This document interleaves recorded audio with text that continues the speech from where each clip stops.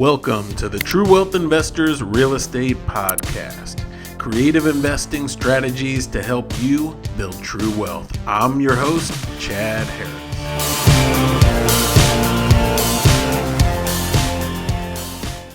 Hey everybody, you know, a core belief of our channel and everybody who follows what I teach and what we do, all of my students, is that we create wealth, we don't save for wealth.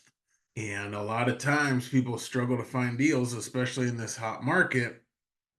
And the issue is more that they don't know how to put together good deals that make money.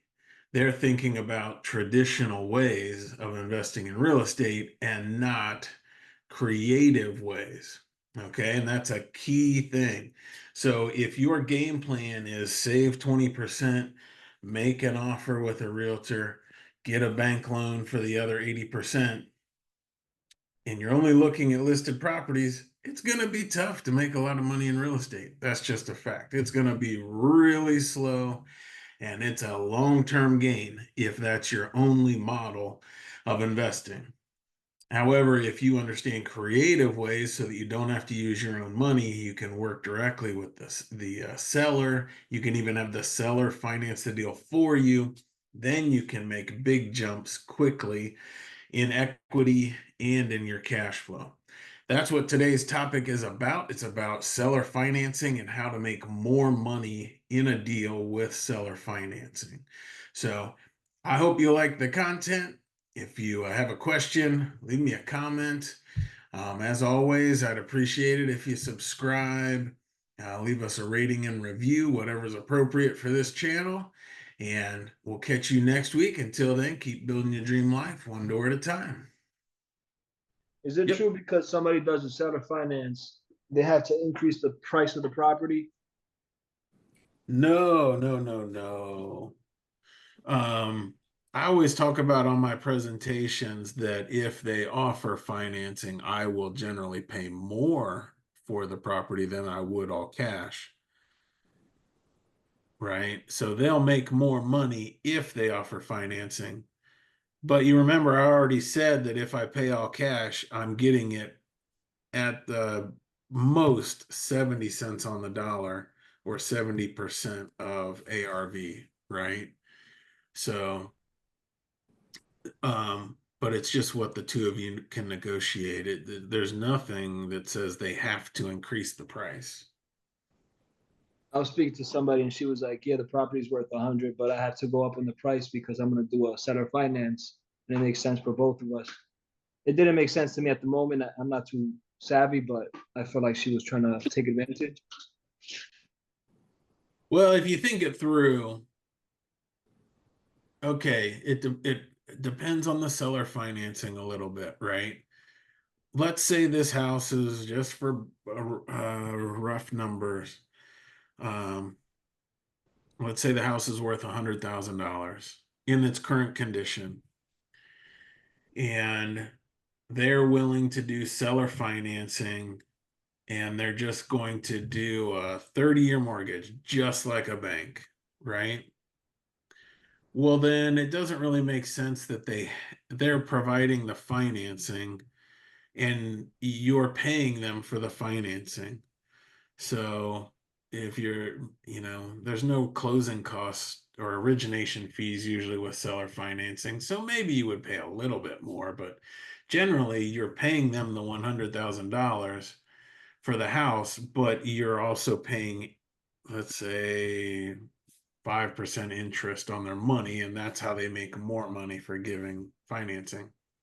Usually you'll pay a higher interest rate. So if your bank financing is going to be, let's say right now, 6%, then you're going to pay that seller, if they're an investor and they're sharp, and maybe you're paying 8% to them. But and that's not necessarily true either. You could pay. I was talking to an accountant today and talking about a land contract sale and how to record that.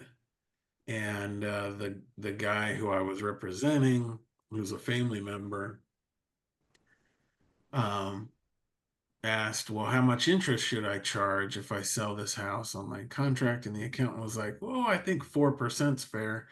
And I was thinking, 4%? What in the world?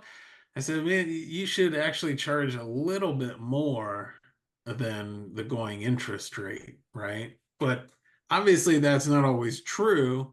That's me as an investor saying if a bank will lend at 6, then I'm going to lend at least 8. My land contracts currently are at 9.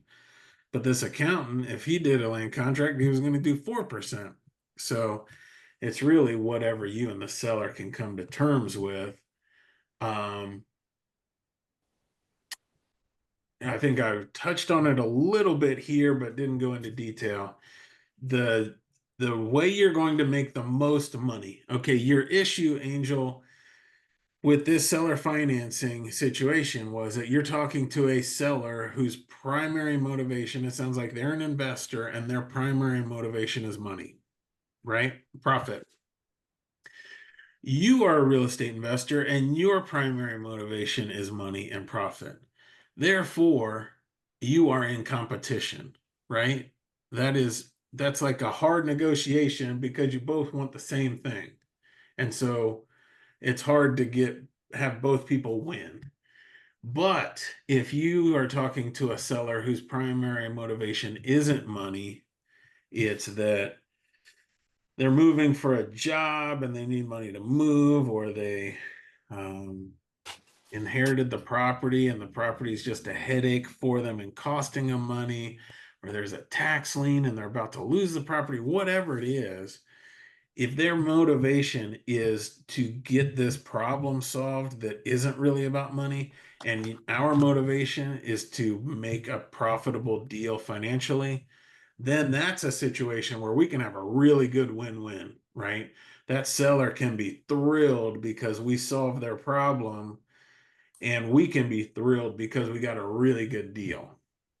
So if you can work towards that situation, you're going to make much more money per deal.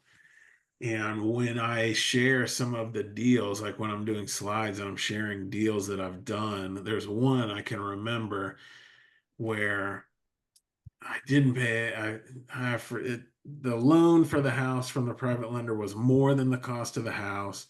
There was no payment for 2 years, and I paid, it was like, man, it was like 45% of the value of the house. And everybody says, that can't possibly be right. Why on earth would somebody sell a house for that little bit of money when it's worth more? Right? Because most of us on the call are focused on money and the profit in the deal. But that seller lived in northern Michigan, inherited the property, hated having to deal with the property. It was costing him money because the person who was living in the house wasn't paying him anything. So for him, he didn't care about the purchase price. What he wanted was to be done with that house and to have his monthly bank statement not have money leaving it going to support that house, right? So that's the scenario where you make big profits. And that's the scenario you'll get the best seller financing terms too.